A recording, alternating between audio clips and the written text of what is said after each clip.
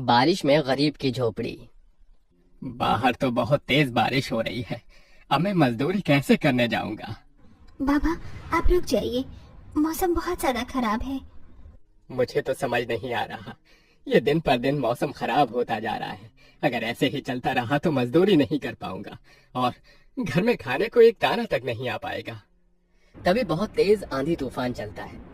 अरे देखो, जरा देखो, कितनी तेज तूफान चल रहा है। अरे महेश बेटा, तू झोपड़ी के ऊपर तिरपाल तो लगा कर आया था ना? हाँ बाबा, लगा दी थी तिरपाल। और उसके ऊपर तूने ईंटें रखी थी या नहीं? बाबा, ईंट रखना तो मैं भूल गया। महेश के इतना कहते ही झोपड़ी के अंदर बारिश की वजह से पानी टपकना शुरू हो जाता है। हे भगवान महेश, तूने ये क्या किया? तुझे मैंने कहा था बारिश और तूफान तेज है, तुझे ईंटें रख देनी चाहिए थी। मुझे लग रहा है कि तिरपाल उड़ गई। चल चल मेरे साथ चल। अब तुझे मेरे साथ भीगते हुए मेहनत करनी होगी, नहीं तो पूरे घर में पानी ही पानी भर जाएगा। देवेश इतना बोल ही रहा था कि घर के अंदर वाकई छत से पानी टपकने लगा। हाँ पिताजी, आप सही कह रहे हो, चलो चलते हैं जल्दी से। दोनों बाप बेटा बारिश में बाहर निकलते हैं और झोपड़ी की छत पर तिरपाल को सही से लगाना शुरू कर देते हैं। अरे बेटा, ईंट को अच्छे से रखना, कहीं ईंट गिर न जाए। ठीक है पिताजी, सही सही रखूंगा। महेश इतना कहकर अच्छे से ईंट से तिरपाल को दबाने लगता है, जिससे छत ढक जाती है और झोपड़ी में पानी टपकना बंद हो जाता है। लेकिन इसी के चलते हुए बेचारे दोनों के दोनों बहुत बुरी तरह भीग जाते हैं। अरे चलो बेटा, बहुत ठंड हो रही है, बाहर घर में चलते हैं। चलो, बरसात में मौसम बिल्कुल ठंडा हो गया है। हाँ पिताजी, आपने बिल्कुल सही कहा, चलिए।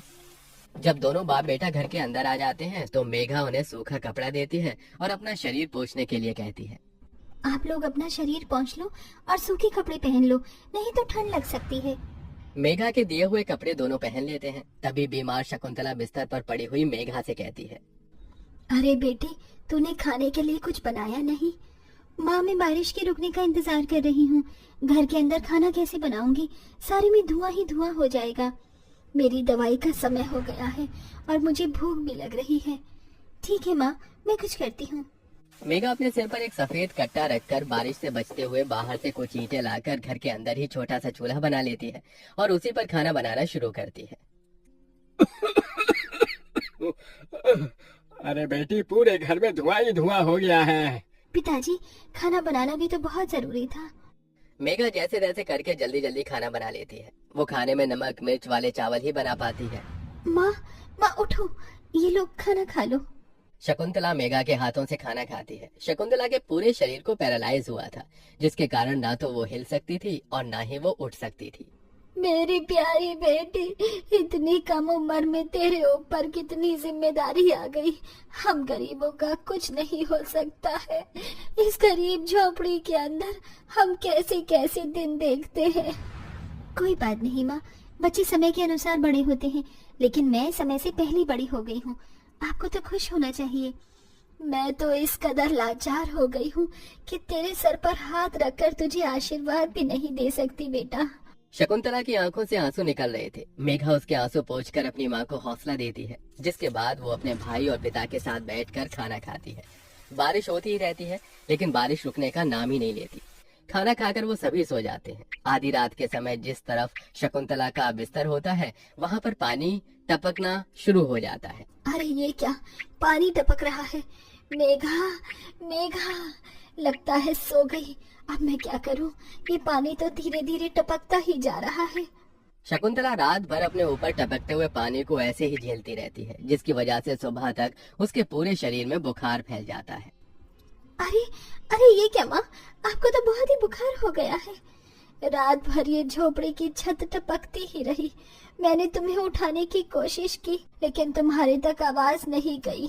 ये सुनकर मेघा को बहुत अफसोस होता है। वो सूखे कपड़ों पर अपनी माँ को सहारा लगाकर लिटा देती है और उनके कपड़े भी बदल देती है। लेकिन तभी अचानक से गांव में बाढ़ आ जाती है। अरे अरे ये क्या हो, यहाँ तो पानी भर रहा है। अरे लगता है गांव में बाढ़ आ गई है। अरे हम लोग क्या करें? अरे बेटा महेश, अरे भाई, अपनी माँ को कंधे पर उठा, नहीं तो हम सभी बह जाएंगे। अरे पानी में कोई जुगाड़ करता हूँ बेटा। देवेश फौरन घर के बाहर जाता है। जहाँ वो आसपास देखता है, उसे एक रेडी दिखाई देती है। देवेश उसे लेकर आता है, जिस पर शकुंतला को लिटा देता है।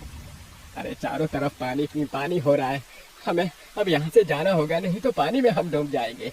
तभी अचानक से उनकी झोपड़ी पानी में डूबकर बह जाती है। हमारी झोपड़ी चली गई। बेटी, अब हमें भी यहाँ से चलना होगा। तुम्हारी माँ को यहाँ से किसी ऊंचे स्तर पर लेकर जाना होगा। देवेश, महेश और मेघा तीनों शकुंतला को रेडी के साथ वहां से ऊंचाई पर लेकर जा रहे होते हैं, लेकिन पानी बहुत ज्यादा होने की वजह से रेडी का संतुलन खराब हो जाता है और वो पानी के साथ बहने लगती है। पिताजी, पिताजी, माँ रेडी के साथ पानी में बहते हुए जा रही है। हे भगवान, अब हम लोग क्या करें? अरे हम लोग भी डूब रहे हैं। कोई सहारा मिलेगा तो हम यहाँ से बाहर निकल पाएंगे, नहीं तो पता नहीं आज क्या होगा। हे भगवान, कोई हमारी मदद करो। हे ऊपर वाले, कुछ तो करो। तभी मेघा को एक बड़ी सी लकड़ी का सहारा मिलता है। वो उस लकड़ी के सहारे अपने पिता और भाई को भी बचा लेती है, जिसके बाद वो तीनों लकड़ी के सहारे तैरते हुए एक ऊंचे स्तर पर पहुंच जाते हैं, जहां पर काफी लोग होते हैं। हे भगवान, मेरी 8 साल की बेटी थी, कहीं नजर नहीं आ रही। इस बाढ़ के कारण वो पता नहीं कहां पानी के साथ ही बहती चली गई। वहाँ सभी अपने परिवार को लेकर दुख में थे और यहाँ मेघा, देवेश, महेश तीनों शकुंतला के लिए फूट फूट कर रोने लगे थे। मेरी माँ पता नहीं कहाँ चली गई, पता नहीं किस हाल में होंगी वो। क्या वो अभी जिंदा होगी या नहीं? तुम ये कैसी बातें कर रही हो? हौसला रखो, सब कुछ ठीक हो जाएगा। माँ वापस आएंगी। ये देखो, सरकारी लोग हमारी मदद कर रहे हैं, बिछड़े हुए परिवार के सदस्यों को ढूंढ कर ला रहे हैं। महेश, मेघा और देवेश तीनों शकुंतला की राह देखते ही रह जाते हैं, लेकिन सरकारी आदमियों को भी शकुंतला की न तो लाश मिलती है और न ही उसका कोई अता पता, जिसके कारण अब उन्हें यही लगता है कि शकुंतला दुनिया में नहीं रही। इतनी बारिश हो रही है, माँ का तो कुछ पता नहीं। अब हमें हमारे लिए कुछ करना होगा। तुम सही कह रही हो बेटी, अब हमें कुछ न कुछ तो करना ही होगा। देवेश और महेश दोनों बाप बेटे जंगल से लकड़ियां इकट्ठी करके वहां झोपड़ी बनाने की कोशिश करते हैं, लेकिन बार बार बारिश के पानी की वजह से उनकी झोपड़ी बन ही नहीं पाती। बारिश बहुत जोरों से हो रही है, मैं यहाँ वहाँ से पन्नियाँ इकट्ठी करती हूँ।